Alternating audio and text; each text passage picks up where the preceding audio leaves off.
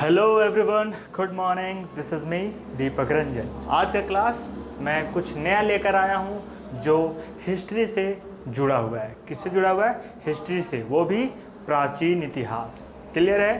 तो चलिए आज का क्लास में मैं आप सभी को बताने वाला हूँ आखिरकार इस क्लास में किन चीज़ों को याद रखने की ज़रूरत है जिससे हमें और इतिहास को मजबूत करने में मज़ा आएगा। क्लियर है? तो चलिए देखते हैं कि हमने आपके लिए कौन सा टॉपिक लिखा है। क्लियर है? तो चलिए स्टार्ट करते हैं। ध्यान से देखिएगा और अगर किसी चीज़ में भी दिक्कत हो आप हमें कमेंट कर सकते हैं। क्लियर है? चलिए आगे ध्यान देते हैं। सबसे पहले मैंने जो हेडिंग लिखा है उस हेडिंग पर ध्यान देना है। हेडिंग क्या है? भारत का सर्वप्रथम ग्रंथ। कौन सा ग्रंथ? भारत का सबसे प्राचीन ग्रंथ। कौन सा ग्रंथ? सबसे पुराना ग्रंथ कौन सा? जैसे कि जब हम धर्म के बारे में पढ़ना शुरू करते हैं इतिहास में, तो सबसे पहले हमको पढ़ना पड़ता है कि आखिरकार कौन कौन से ग्रंथ में हमें क्या जानने को मिलेगा।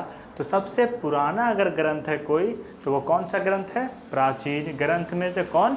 वेद है। कौन सा ग्रंथ? वेद।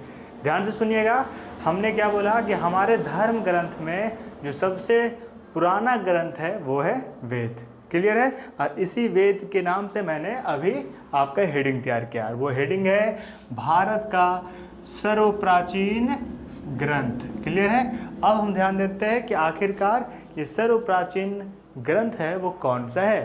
तो ये जो सर्वप्राचीन ग्रंथ है वो है हमारा वेद। क्या है? वेद। ध्यान से देखना है कि अब वेद, अब बोला जाएगा कि वेद को लिखने या फिर निवारण करने वाले कौन है। तो वो कौन है? महर्षि कृष्ण द्वैपायन वेद व्यास। कौन है? वेद का जो सर्वप्रथम उल्लेख किए हैं, लिखे हैं, इसके बारे में समझाए हैं, वो कौन है? महर्षि कृष्ण द्वैपायन वेद व्यास। क्लियर है? ये तीन अलग अलग नाम नहीं, ये तीन सब एक नाम है, कृष्ण द्वैपायन। क्लियर है? अब आते हैं आगे कि आखिरकार हमें वेद में क्या जानने हैं। ध्यान से देखिएगा और समझिएगा। अब आते हैं आगे जो है वेद। वेद को कितने भाग में बांटा गया है? बेसिक तरीके से अगर देखा जाए तो वेद को 4 रूप में बांटा गया है। मतलब अब इसके अंदर 4 वेद आएंगे और सबका अपना अपना नाम होगा। क्लियर है? तो सबसे पहला वेद जो है वो हमारा है ऋग्वेद। कौन सा वेद है? ऋग्वेद, जो सबसे पुराना में गिनती आता है। इन 4 वेद है। टोटल कितने वेद हैं? 4। कौन कौन से? ऋग्वेद, यजुर्वेद, सामवेद एवं अथर्ववेद। क्लियर है? इन चारों वेदों में से सबसे प्राचीन कौन है? तो ऋग्वेद। तो चलिए देखते हैं आखिरकार ऋग्वेद में हमें किन मुद्दे के बारे में क्या जानना है या फिर ऋग्वेद में हमें किन चीज़ों की जानकारी मिलती है। चलिए आगे देखते हैं। ऋग्वेद हमारा हिंदू धर्म ग्रंथ का सबसे प्राचीन वेद में से एक है। अब आते हैं, एक नहीं, सबसे प्राचीन ही है। उसके बाद आखिरकार ऋग्वेद में हमें क्या जानना होता है? तो ऋग्वेद में सबसे पहले किन चीज़ों को रखा गया वो ध्यान से देखिएगा। ऋचाओं के क्रमबद्ध ज्ञान। ऋचाएँ मतलब मंत्र। क्या होता है? मंत्र। जो हम लोग पूजा पाठ, यज्ञ, हवन, ये सब में जब जो मंत्र का उच्चारण करते हैं वो मंत्र हमें कहाँ से मिलता है? तो ऋग्वेद से मिलता है। कहाँ से मिलता है? ऋग्वेद से। बहुत लोगों को कहना होता है कि जो हमारे घर में, आपके घर में जो पूजा होते हैं, जो मंत्र का उच्चारण हमारे पंडित द्वारा किए जाते हैं, पुजारी द्वारा किए जाते हैं, आखिरकार उन मंत्रों का कहाँ से आना हुआ है? तो वो मंत्र कहाँ से आए हैं? हमारे पुराने धर्म ग्रंथ जो ऋग्वेद है, वेद में, इससे हमें पता चलता है कि हमें मंत्र का प्राप्ति ऋग्वेद के समय से नज़र आ रहा है। ऋचाओं के क्रमबद्ध ज्ञान के संग्रह को वेद कहा जाता है। समझ में आ गया? वेद किसको कहा जाता है? जिसमें मंत्रों का संग्रह होता है। क्या होता है? मंत्रों का संग्रह। जिसमें हमें मंत्र मिलते हैं वो कहाँ मिलते हैं? वेद में। क्लियर है? और ये सबसे प्राचीन वेद ऋग्वेद के अंतर्गत मैंने आपको बताया।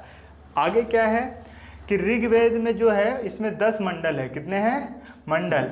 बहुत लोगों को ये समझ नहीं आता मंडल क्या होता है, सूक्त क्या होता है और ऋचाएँ क्या होता है। ठीक है? ध्यान से देखिएगा। जब आप ऋग्वेद में आगे बढ़ते हैं तो आपको पता चलता है क्या कि सबसे पहले हमें जानना है कि ये जो ऋग्वेद है उसको खंड खंड में बांटा गया है।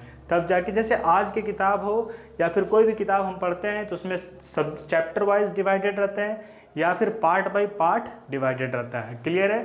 जैसे कि भाग 1 भाग 2 इस तरीके से। लेकिन ऋग्वेद में ऐसा नहीं है। इसमें किस तरीके से वितरण किया गया है? तो इसमें वितरण किया गया है कि इसके कितने मंडल है? 10, मतलब 10 खंड है अलग अलग। उसके अंदर और भी बेसिक तरीके से बातें कही गई है। उसके बाद 128 सूक्त है। सूक्त मतलब अध्याय। क्या होता है? अध्याय या फिर पाठ। क्या होता है? पाठ।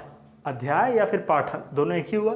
तो इसमें 10 मंडल, उसके बाद 1028 सूक्त मतलब अध्याय है। उसके बाद 10,462 ऋचाएँ होती है। ऋचाएँ मतलब मैंने अभी बताया, ऋचाएँ का मतलब होता है मंत्र। जो मंत्र अभी हम लोग पूजा पाठ में यूज करते हैं उसका। क्लियर है? मतलब कि ऋग्वेद में 10 मंडल, 1028 सूक्त एवं 10,462 ऋचाएँ शामिल है। क्लियर है? अब आगे बढ़ते हैं। आगे क्या है कि विश्वामित्र, ये एक विश्वामित्र है जो जिसने क्या किया? ऋग्वेद का रचना किया। और उसके तीसरे मंडल में किसका जिक्र किया? तो सूर्य देवता। कौन है? सावित्री। कौन है? सावित्री। और इससे रिलेटेड क्या जिक्र हुआ है? गायत्री मंत्र का। कौन सा मंत्र का? गायत्री मंत्र। जो आप पूजा पाठ में गायत्री मंत्र का यूज करते हैं, उसका जो निर्माण हुआ है वो कब हुआ है? विश्वामित्र द्वारा ऋग्वेद के समय में। कब हुआ है? ऋग्वेद मतलब हमारा जो मंत्र है गायत्री मंत्र, आज से हजारों साल पहले का जिक्र किया गया है। क्लियर है? अब इसके आगे पहुंचते हैं। बोलता है ये कौन से पाठ में है? तो हमारा ऋग्वेद के तीसरे मंडल में। कितने मंडल में? तीसरे। जैसे यहाँ 10 मंडल है टोटल, तो तीसरे मंडल में क्या जिक्र हुआ? सूर्य देवता सावित्री को समर्पित गायत्री मंत्र। क्या मिला? गायत्री मंत्र। उसके बाद 9वें मंडल में, कौन से मंडल में?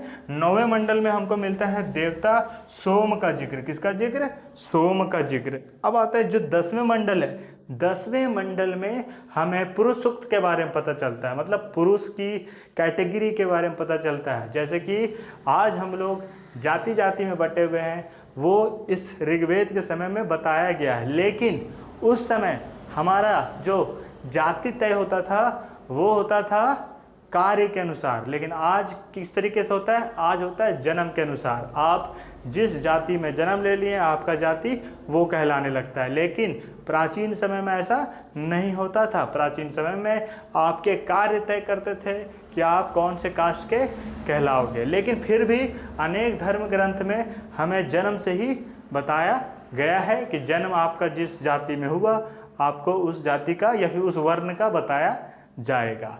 तो ऋग्वेद के 10वें मंडल में हमें बताया गया है वर्णों के बारे में। किसके बारे में? वर्ण व्यवस्था के बारे में। किसके बारे में? वर्ण व्यवस्था। वर्ण व्यवस्था हमारे हिंदू धर्म ग्रंथ के अनुसार 4 वर्णों में बटा है इंसान।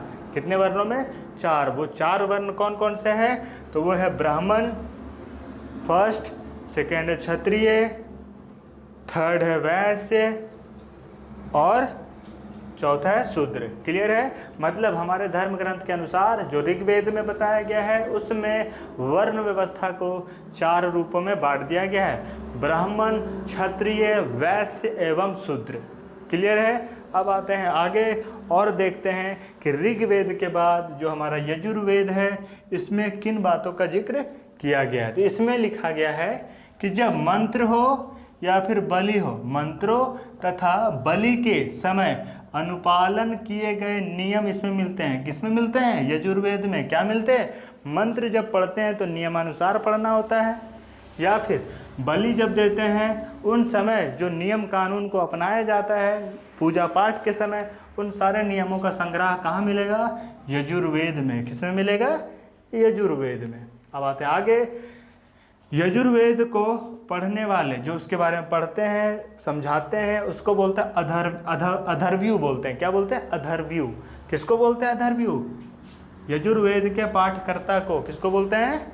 यजुर्वेद के पाठकर्ता को अथर्वयु कहते हैं। क्लियर है? ध्यान से, यही सब क्वेश्चन हमारे एग्जाम में पूछे जाते हैं। क्लियर है? अब इसके आगे यजुर्वेद के समय यज्ञों एवं उसके विधि विधान के नियम मिलता है। मतलब किसका? यज्ञों का। कि जब यज्ञ कराए जाते हैं हमारे आसपास, हमारे गांव, हमारे एरिया में, तो उस समय जो यज्ञों में जो विधि विधान का जो नियम होता है, उन सारे नियमों का संग्रह कहाँ मिलेगा? यजुर्वेद में। कहाँ मिलेगा?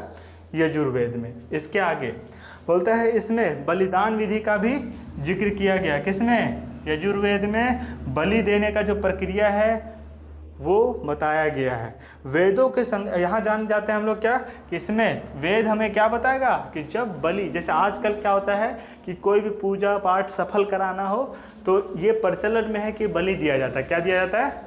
बलि। अच्छी बात है, जो देता है वो देता है, जो नहीं देता उसके लिए भी अच्छी बात है। अब यहाँ ध्यान देना है, नेक्स्ट वो है सामवेद। क्या है? सामवेद। ये सामवेद में क्या नजर आएगा? तो साम का अर्थ होता है गान। क्या होता है? गान। अब ये गान जो है वो क्या बताएगा? इस वेद में यज्ञों में गाए जाने वाले मंत्र और मंत्र को मतलब ऋचाएं, उसका वर्णन मिलता है। किसका वर्णन मिलता है? जो यज्ञ या पूजा पाठ के समय जो मंत्र गाने के रूप में प्रस्तुत होता है, एज अ गान के जैसा प्रस्तुत किया जाता है, उन सारे जिक्र किस में होते हैं? सामवेद में होते हैं। किस में होते हैं? सामवेद में। इसके बाद जो सामवेद का पाठ करता होता है उसको बोलते हैं उद्रात्री। क्या बोलते हैं? उद्रात्री बोलते हैं। किसको उद्रात्री बोलते हैं? तो सामवेद के पाठकर्ता को। किसको बोलते हैं? जो सामवेद का पाठकर्ता होता है उसे उद्रात्री कहते हैं। क्या बोलते हैं? उद्रात्री। क्लियर। अब आगे आते हैं कि सामवेद को भारतीय संगीत का जनक का समय और नियम मिलते हैं। क्या मिलता है? कि जब हमें गान प्रस्तुत करने वाला वेद मिल गया, मतलब ये बहुत काफ़ी पुराना समय का बात है, तो इससे पता चलता है कि सामवेद को भारतीय संगीत का जनक का समय भी माना जाता है और इस समय गान प्रचलन में आ चुका है। कब से? सामवेद से। कब से? सामवेद से। उसके बाद इसमें किसी भी इतिहास का जिक्र या फिर ऐतिहासिक घटना का कोई भी जिक्र नहीं होता। किस में? सामवेद में। सामवेद में भी नहीं होता और यजुर्वेद में भी नहीं होता। इन दोनों वेदों में इतिहास को नहीं बताया जाता, केवल मंत्र के नियम, मंत्र को कैसे बोलना है, मंत्र को गाने के रूप में बोलना है, इन दोनों का जिक्र होता है यजुर्वेद एवं सामवेद में। जिस तरीके से आप ऋग्वेद देखें, इसमें इतिहास की घटनाओं को भी बताया जाता है, कौन कौन से समय में क्या क्या किया गया, क्या नहीं किया, इनका जिक्र होता है। परंतु यजुर्वेद एवं सामवेद में ऐसा जिक्र नहीं होता। अब आता है लास्ट जो है अथर्ववेद। कौन सा वेद? अथर्ववेद। ये अथर्ववेद का क्या अर्थ होता है? सबसे पहले अथर्ववेद के जो रचयिता है वो कौन है? अथर्वा ऋषि। कौन सा ऋषि? अथर्वा ऋषि के द्वारा अथर्ववेद का रचना किया गया है। अब इसमें टोटल 731 मंत्र है। कितने मंत्र है? 731 मंत्र है एवं 6000 पद है। मतलब जो रुक रुक कर हमें समझाने की प्रक्रिया चलता है मंत्रों में, वो है 6000। क्लियर है? इसके आगे क्या है कि अथर्ववेद में प्राप्त कुछ मंत्र, कौन सा? कुछ मंत्र ऋग्वेद से भी पुराने हैं। जिस मंत्रों का जिक्र अगर हम ऋग्वेद में करें, उससे भी कुछ कुछ मंत्र पुराने अथर्ववेद में पाए जाते हैं। क्लियर है? अथर्ववेद में जिक्र किया गया है पुराण का। किसका? पुराण का। कौन कौन से पुराण का? एक विष्णु पुराण, मत्स्य पुराण और वायु पुराण। इन 3 पुराणों का जिक्र अथर्ववेद में किया गया है। इसके आगे मनुष्य के विचार और अंधविश्वास का भी जिक्र किसमें किया गया है? अथर्ववेद में। अंधविश्वास मतलब जो लोग जादू टोना करते हैं, मंत्र फूक करते हैं, ये सारे चीज़ों का जो जिक्र है वो अंधविश्वास का भी जिक्र अथर्ववेद में किया गया है, इसीलिए आज तक इसका प्रचलन है। अब मनुष्य के विचार मतलब कौन से चीज़ के लिए प्रगति करना है, प्रगति के लिए क्या करना है, उन सारे चीज़ों का विचार मनुष्य अभी भी करता है। क्लियर है? आगे आते हैं जिसमें कृषि का जिक्र हो, गृह निर्माण का जिक्र हो, व्यापारिक मुद्दे का जिक्र हो, या फिर जादू टोना या फिर वशीकरण का जिक्र हो। क्लियर है? मैंने अभी आपको बताया आखिरकार ये जो हमारा भारत का जो सर्वप्राचीन ग्रंथ है वो वेद है। वेद में 4 वेद, वेद का नाम क्या है? ऋग्वेद, यजुर्वेद, सामवेद, अथर्ववेद। इन वेदों की जानकारी आपके सामने है। अब आप इन वेदों से क्या जानकारी प्राप्त किए, क्या छूट गया, अगर कुछ छूटा तो आप हमें कमेंट में बता सकते हैं। और अगर क्लियर है तो आप इसे और अच्छे तरीके से समझने के लिए इसे नोट करें और इसे हमेशा पढ़ते रहें, जिससे आपका आगे का इतिहास से क्वेश्चन आए तो उसको आप आसानी से सॉल्व कर सकें। क्लियर है? आज का क्लास इतना ही। मैं दीपक रंजन, थैंक यू।